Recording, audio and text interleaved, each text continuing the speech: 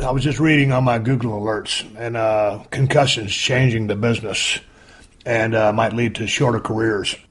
Vince, I've only had probably two or three concussions. One probably when I got dropped on my head.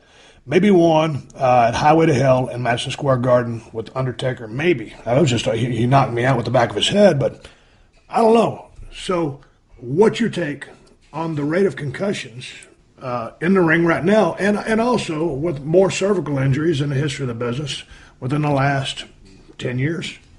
Steve, it's the way they're working. It's the way they're working, and it's all going back to the internet wrestling crowd. It's all going back to those nimrods in the crowd chanting, "This is awesome, this is awesome."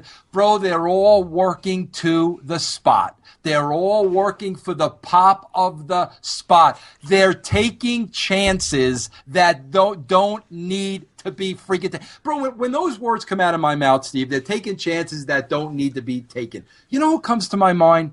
King Kong Bundy. Big John Studd. Bob Backlund.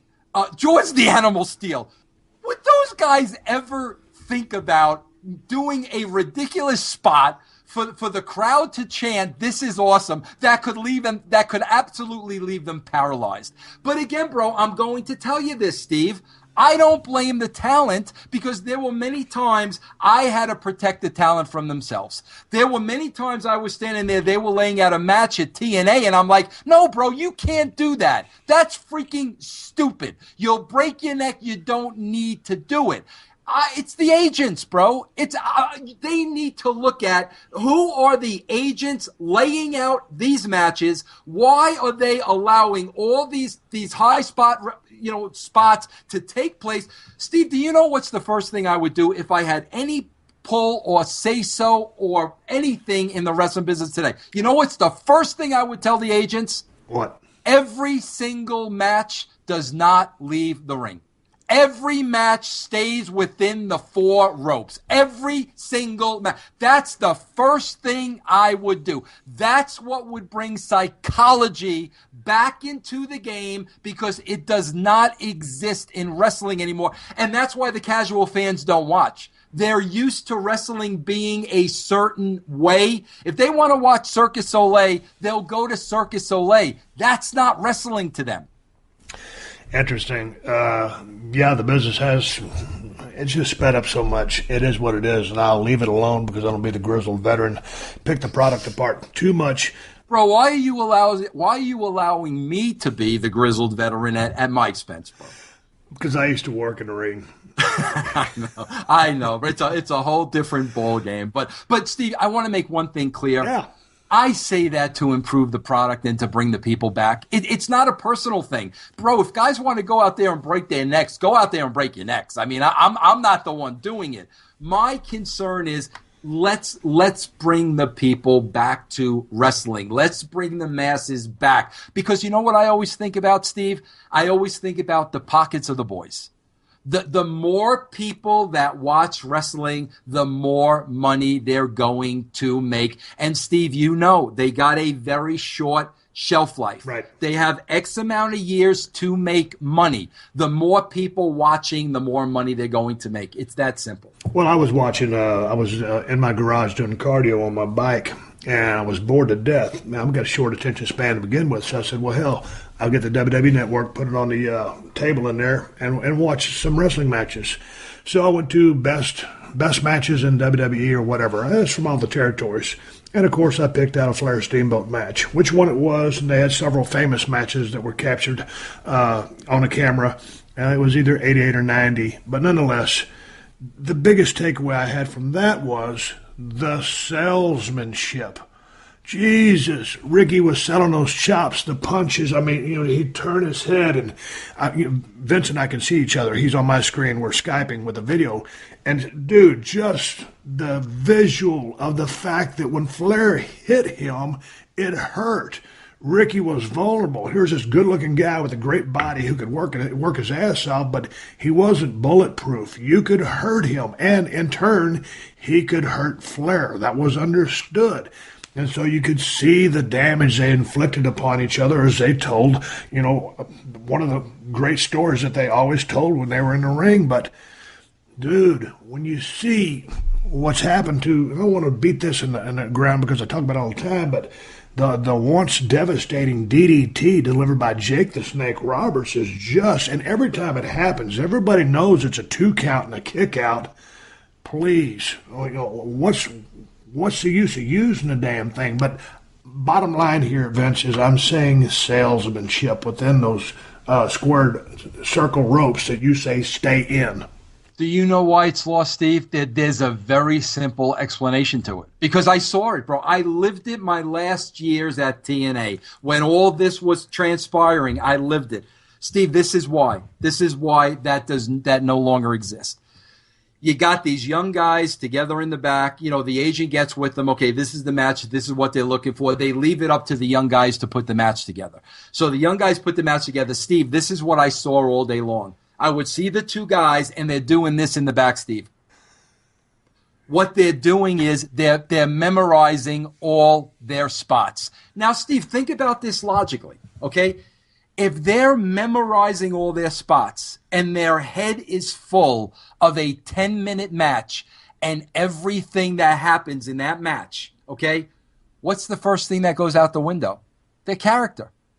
How are they going to remember, oh, my character's got to sell here. Oh, my character's got to play to the crowd here. Oh, my character's got to react here. Their brain can't process that. All they can remember is the spots because they don't want to miss one. That's why the psychology, the selling, the pacing, that's why all that is gone. I saw that with my own 2 eyes, and it's gotten worse since I left. Yeah, at the end of the day, when you lose all those character traits, if you're just two robots out there going through the motions, as hard maybe as you got a chance to work on your character, you're not utilizing your character because you're thinking about, like you said, a move set, a sequence, ABC, all the way to Z. And then at times you'll see, well, someone forgot, LMNOP, QRS, and so that just gets chopped out because they forgot it and they go to something that doesn't even make sense because they got lost. Dude, to me, I'd always like to set up a match with a fishbone. I've got my hand out in front of my face and my fingers are spread. I know what the start's going to be. I know what, one key spot is, the heat spot and the comeback spot, and then I know the finish. The rest of it, man, I'm going to make up as we go. And, most of these guys have been, around the horn and work with each other time and time and time again. And so, that's the spontaneity has been taken out of the product. You'll see, the worst thing is, and not going to be the grizzled veteran is here, but it's the telegraphing of the next thing to come and just taking a bump and just feeding right up, sticking your arm out and going into the next spot. You can't telegraph the next thing that's coming, and everybody does, and they're always trying to put, depending on the match. If they have a 12-minute match, probably going to go into one commercial break. They're trying to put 24 minutes of stuff in that 12 minutes. I mean, it's just too action based. Well, Steve, bro, this will blow you away. Steve, I never went back and looked at the Attitude Era shows. When we did them. That's the one and only time I saw it. I never go back and look at this stuff. But now, we do the show every Tuesday, and now I go back and look. Steve, it was only 15 years ago. Guys were beating guys with their finishers. Right. They were. I mean, bro, Val was coming off the top rope and beating the guy. D'Lo with his frog splash. They were beating the guys with the finishers. Fast forward 15 years later, how did that get lost in translation?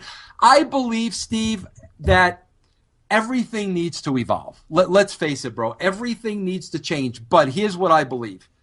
There is a foundation called professional wrestling. And there are things on that foundation that will work forever. And they would still work today. 15 years ago, a finish, match over, 1, 2, 3. How did we go from that to 10 kickouts in a match that literally has decimated the audience to the point of, you know what wrestling is now right now, Steve? This is my concern. This is why I am the Grizzly veteran, because I'm speaking for the betterment of the business. It's turning into a niche product. Your audience is turning into a very niche audience. The masses are bye-bye. They're gone. You've got a niche audience. I don't think that's good or smart business. Okay, then, and why is it turned into a niche audience? Because there are only a certain amount of people that care about that brand. Steve, let's back up. Bro, I started watching wrestling in probably 73. When did you start watching, Steve? Man, right about that time, too. 64, 72, 73. Okay, so, bro, 72, 73, I start watching wrestling. Okay, so, Steve, what happens then is, okay, all of a sudden, Vince has kids. Vince's kids start watching wrestling. Then the next generation. My point is, if you were from that era, wrestling, when somebody said wrestling, to professional wrestling to you, in your mind, you already got a vision in your mind. You knew what professional wrestling was. You knew what a professional wrestler looked like. Okay? From either your grandfather or your father before you. Now you're going to pass that down to your son.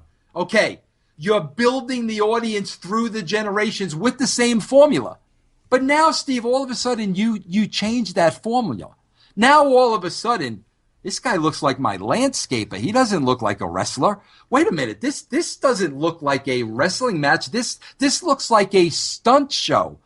All of a sudden, that base that you had that expected wrestling to be a certain way, they're not getting wrestling anymore because you're catering to that audience that isn't going anywhere that likes that style of wrestling. So your audience, Steve, is going, ooh. That's what, and what boggles my mind is, how do they not see that?